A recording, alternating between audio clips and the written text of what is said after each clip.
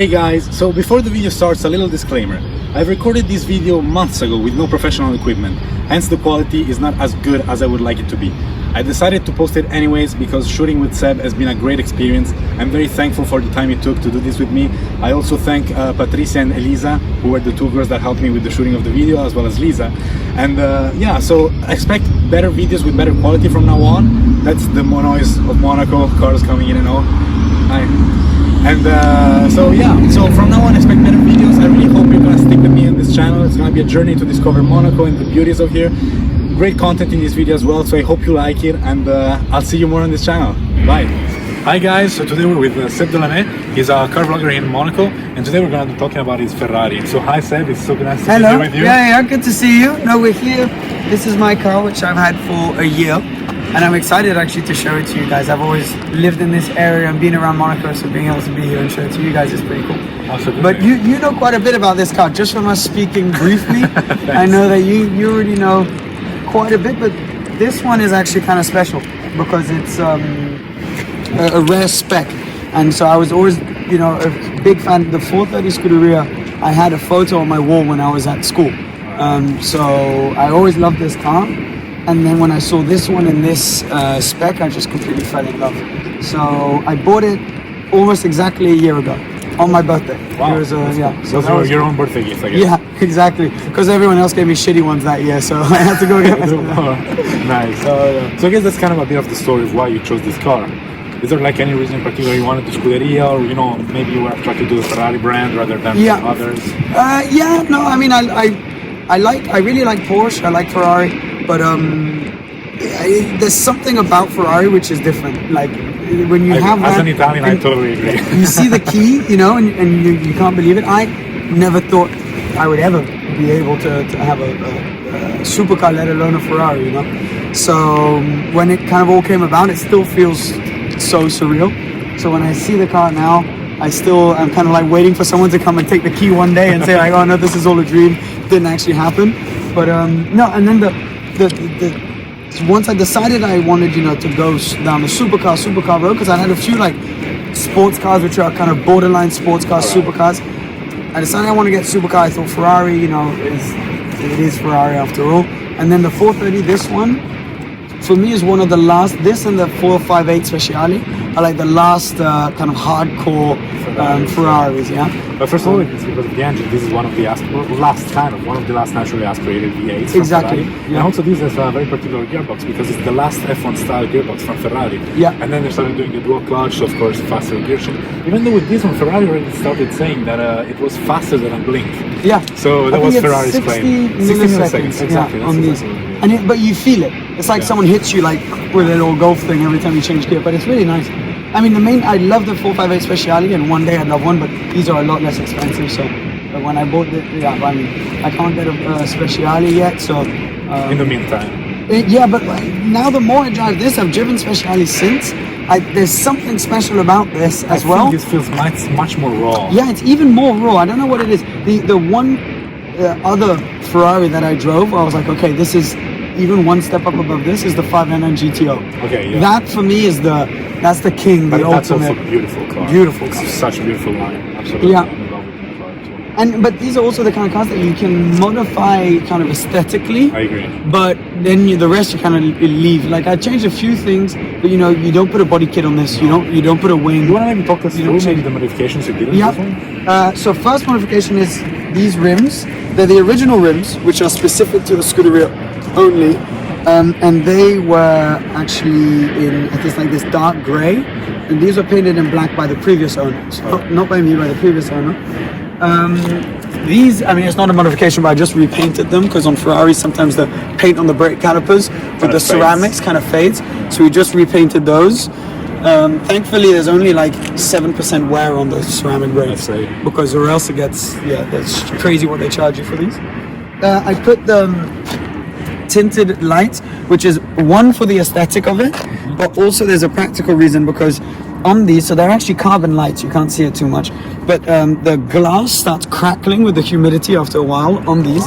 And I didn't know, so it started happening on mine. I took it to Ferraris on both headlights, and they were just like, yeah, listen, this is something which happens with Ferraris from this era, so 2009 cars, so like 599s, this, and cars earlier from that, they get this humidity crackling in the headlamps, and it was I think 4,500 per light to change. So I was like, okay, you know what, I can deal with the crackling. And they just said in 6 months it's going to come back anyway. So what's the point in changing it?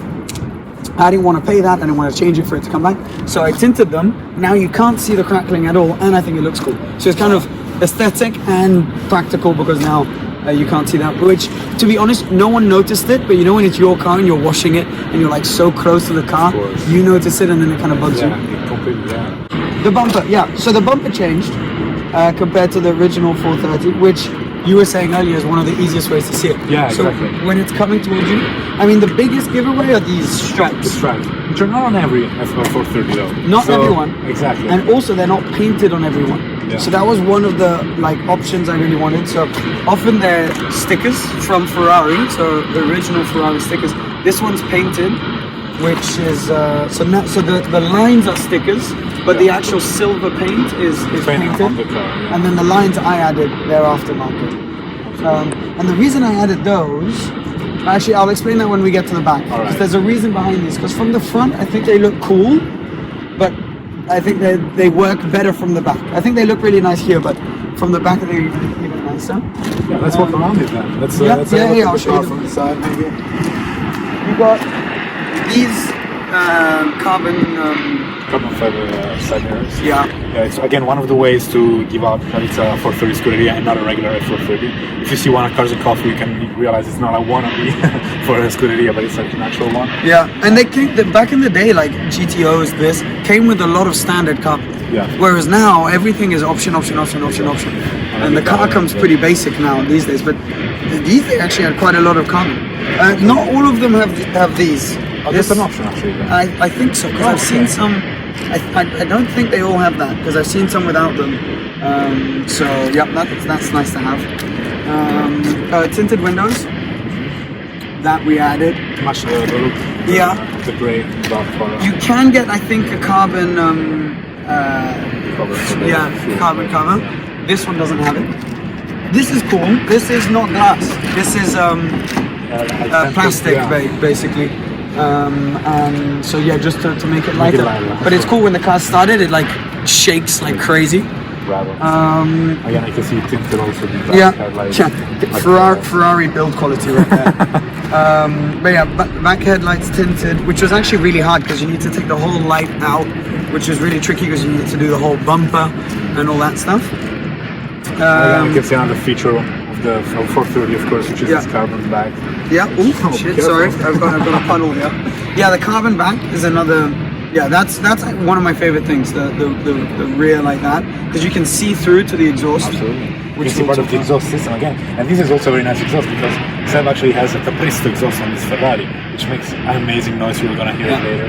Yeah. It's really scary. It's honestly scary. It's a very, very, very loud. It was actually the previous owner who put it on. Yeah.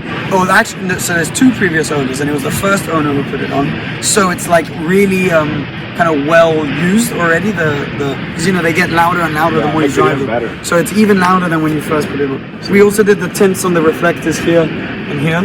So and they eliminated any red from the back. And all the red gone, and that continues here because the 430 was on all 430s is usually red. Yeah.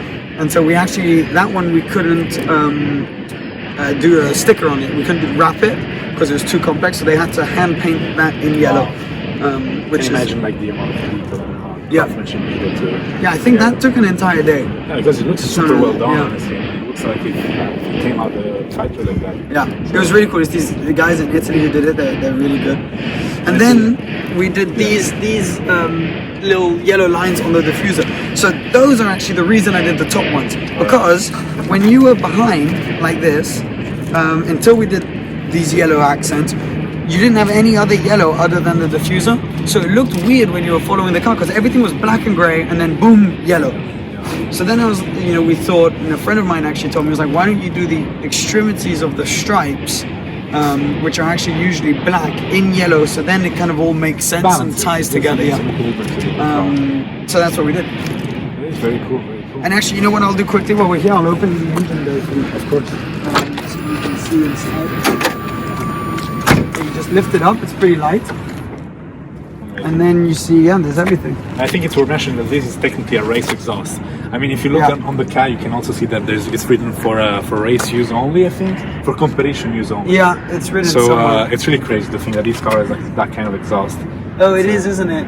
Yeah. There is written, for race use only. For race use only, yeah. But and then everything else carbon. So even see all this on the side, but it's actually a problem. See how it's getting a bit white now? Yeah. That's a default with the older 430s. Is the carbon fiber kind of ages because of the heat of the engine. So you need to either clean it basically every day or change it every once in a while. But they all have it. So I mean, honestly, the airbox, everything is carbon fiber, which is absolutely amazing. Yeah, it's all carbon, and this exhaust, obviously, when you have an aftermarket exhaust, it frees up a lot of space here as well. Exactly, because the normal car is way bigger. Yeah. So absolutely, makes it lighter as well. Makes it lighter, makes it a bit more powerful. This one's got, instead of 510 horsepower, it's now up to 550. Okay, nice. That's a good. So there's that, and then we tinted the rear glass as well. So that, because I didn't want to tint this glass because you want to see the engine. Yeah. And then that right there so that no one can see in from the back. Yeah. So yeah, that's pretty much it. And then there's the interior. I'll show you the interior. Absolutely, because I believe the carbon fiber theme continues throughout the whole interior. So everything is carbon, everywhere, which is great, but a lot of maintenance because like every time you hit your foot, see, it leaves like little marks. Is it a hard material to clean, to work with? It's not too hard to clean, no, it's not too bad. But yeah, I mean, you need to take care of it, but it's really not that difficult. But it's basically all carbon inside. I can't help but notice how bare bones it is, obviously. Yeah. This car is not meant for comfort, it's just meant to drive, to enjoy the road. Literally. And it really reflects that. I mean, you have the exposed bolts everywhere. The only cargo compartments are these nets, which are here on the door cells. You have some behind the seats as well. I love how we've got a Renault Twizy key as well in the car. This is actually like one of my favorite cars, basically the best car from Monaco. Anyway, so yeah, the door is all carbon. This is the handle here, which is kind of cool. And then the seats. These are my favorite seats. So one of the reasons I really wanted the Scuderia, one of the main reasons was for these seats. Because you can't get them on the normal 430. They only came in on the Scuderia, GTO, and then eventually the 458. But for me, the combination of design, practicality, because they're really thin, they hold you in well, and they're quite comfortable.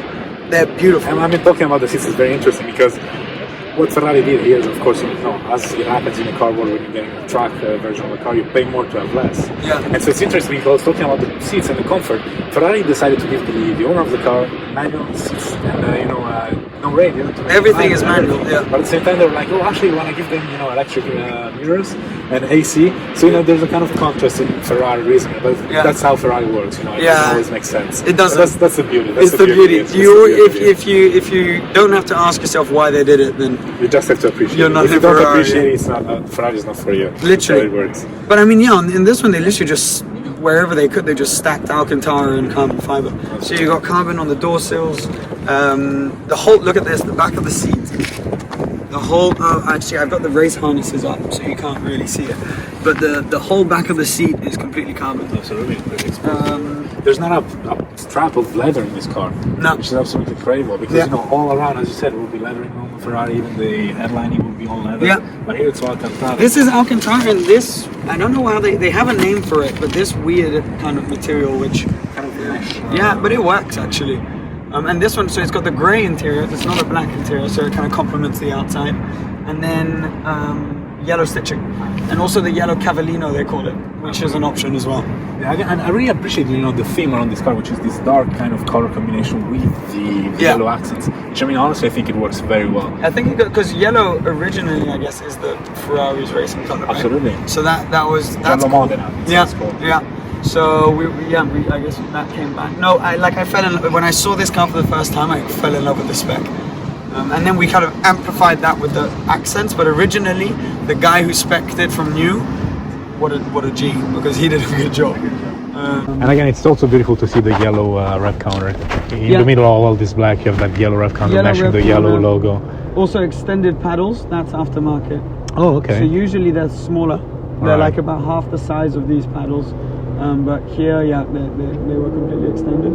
And then today's a rainy day, so we're in sport mode. Yeah, and actually it's funny you mentioned that, because on the 430 Scuderia actually there was a substitution, because on the normal F40 you have the ice mode, which in this car was replaced with a new setting that allows you to only turn off the traction control and leave the stability control on, which you didn't have in the F430. Exactly. So they were like, I mean, on an F430 you can take an F430 on ice, but a Scuderia no, you can't. So and you don't want to, because I've driven it in the rain, and it's one of the things that's just cool about this car is, if you're not careful, it will bite your head off. So you need to... It doesn't forgive. No, literally. So 2 days ago, I was driving, it was raining a bit, and coming out of a toll, fourth gear wheel spin with traction on. Oh my God. So yeah, it puts it into context. If you switch everything off, basically every time you come out of a corner, it's gonna slide. Yeah, it's gonna slide. Yeah. Dangerous. But yeah, I mean that's pretty much it. I mean, there's the boot. I don't know if you want to see the boot. Why not? It's quite big actually. It's actually, I want to see how long it takes you to open it. Okay, so I know about this, because this is one of the few exotic cars which actually helps you, because there's a little stickers that tells you where to put your hand. So you just go there. Somewhere there. Oh, wait a second. I thought it was... It's still not easy. Oh, actually, I thought it was going to be easier. Oh, there it is. There you go. Okay. Oh, actually, it is quite big. Yeah, so I actually have no idea what that is. Oh, yes, no, we put a Christmas tree on the car. Oh, so that was to protect it from the Christmas tree. Nice. And let's see if the original toolbox, I guess, inside there. Yeah, everything's original. Yeah, I mean, it's got all the stuff. Oh, it does have one modification. It's got the suspension from the Challenge car. Oh, wow. So that it's slightly lowered. Even harsher, I guess. Even harsher, but it's so poised. Like when you drive it, and the camber was changed a little bit to make the front end a bit grippier. Okay. So yeah, so between that, so an extra 40 horsepower, slightly stickier front end, and slightly noisier rear end. It's how you want it after all, like. Yeah. So no, I mean, it's insane, and like the emotions it gives you. But you should. I can start it up for you guys. Of course. Let's hear it. And then you can hear it. I can't rev it because I'll end up in jail. Oh yeah. Yeah, no, in Monaco, especially with, I think we might start an avalanche in Isola. I'm gonna take a video myself. Actually. Yeah, do it. Just 1 second.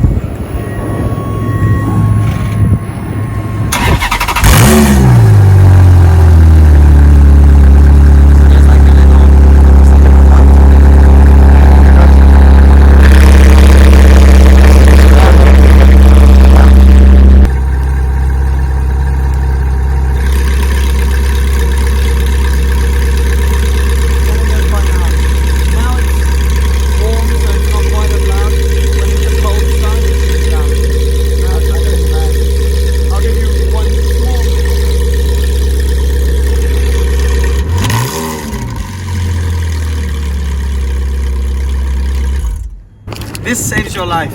So this is so that you can play Bluetooth in the car. Oh, nice. Yeah. Because it's got, this one actually has like the speakers put back in. Oh yeah, I was gonna say actually, I just noticed you have an aftermarket radio. Yeah, well, so it's actually, this one is the Ferrari one, but you need to option it with the car. So you could do like a special request to get the radio. So this one had that, and the roll bar as well. That's an option too. That's an option. All right. I think it's got, apart from maybe the carbon thing there, I think it's got for most of them, most of the options. But no, it's really nice. I love this thing. And I guess also the headphones that, if I'm not wrong, I think Alessandro gave to you as a joke when you purchased the car. Yeah. So the previous owner, exactly, he gave me these as a joke, so that when you do a long road trip, nice. Yeah, and you can't hear anything, and they match your jumper. So that's convenient. But yeah, no. These things, I've actually used them. I just went on a little drive this weekend, like 2 hours in the car, and you after about an hour you need it because or else you'll get a headache. So you actually do use them? Yeah, no, I use them. Yeah, and it's nicer. It blocks out kind of all the bassy drone from the exhaust, so you still hear the car, but it's not like as kind of sickeningly loud when you're driving on the motorway at 130 or whatever. It sits just where the valves kind of open. Oh, okay. So it's like going like boom, boom, boom, like that. But no, I enjoy it. Really nice. You should sit in it, yeah. Of course. With the seat back for you because you're a bit taller than me. It's not that hard to get in. Actually. I mean, it's quite roomy to be honest. Once you have the seat all the way back, honestly. Once you're in, it's really not that bad. Honestly, yeah, absolutely. I mean, visibility, of course, in the back is what it is. In the front, you have a nice windshield. Front is big. Windows are pretty big. The mirrors you see quite easily. No, it's pretty. Honestly, it's once you get used to it, it's not too intimidating. The first time I drove it, I was super intimidated. Of course. But yeah. But still, like every day, every time, it feels surreal. I guess. So surreal. Again, to me, it's crazy how bearable this car is, how raw it is. Just by sitting inside, you can feel that the heart. But they don't really make cars like this anymore. They don't. So that's the thing. You know, you need to go back in time to kind of get the more bare bones stuff. Absolutely. Because I'm thinking, for example, I mean, I don't know. In Ferrari, the closest thing you get to this today is a Pista. A Pista, which again, it's nowhere close, nowhere near this actually. No, my best friend, where we actually have the parking spaces next to each other, he has a Pista. And so, you know, we'll like take both cars out and stuff. And he drove this and was just like, look, it's a different experience. The Pista's more impressive mechanically and so much faster and so much kind of just better in every way. But this is just more of an experience. So it depends if you want to, you know, set lap times or just kind of have that crazy car that's also a lot more usable. This you can't drive every day. I was gonna say that's a bit more drivable, you know. Yeah, at first I was pretty much driving it every day because of the excitement also. Because of the excitement, but and because like my family were here, right? So they were using the Twizy quite a bit. And my sister passed the driving license, didn't drive for a year, and so now she can't drive anything but a Twizy because she's too scared. So lent her the Twizy.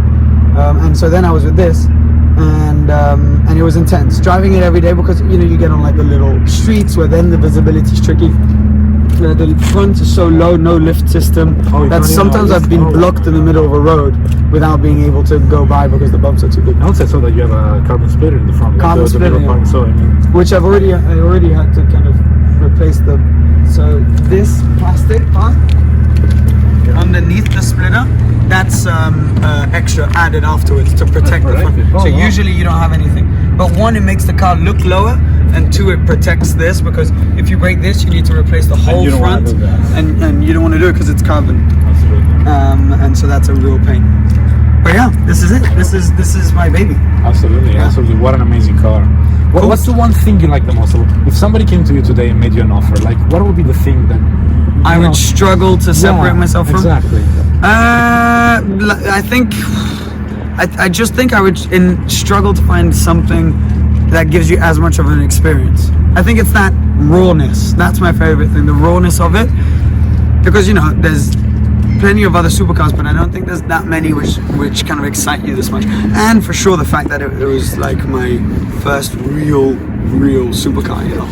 So, but also, I mean, there's a lot of history behind this car. I'm thinking you surely know that this car was also developed with the help of Michael Schumacher. Only Ferrari that was developed by Michael Schumacher, so that's cool. And I think they'll keep going up.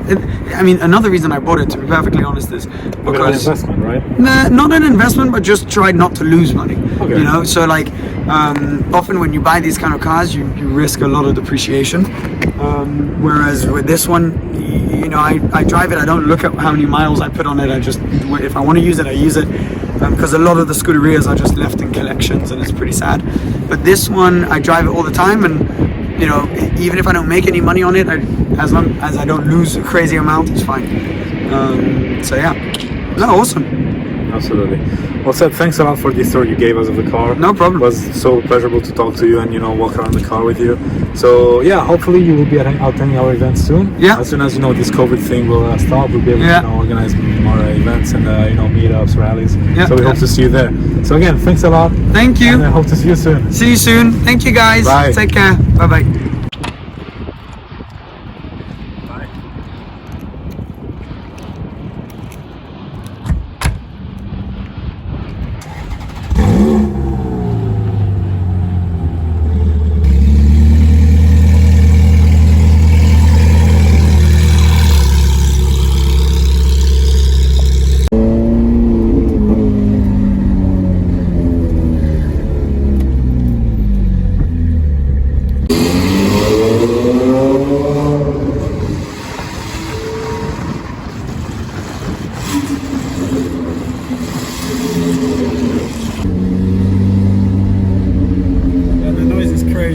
It is. I love the way you can hear it from the inside too. Yeah.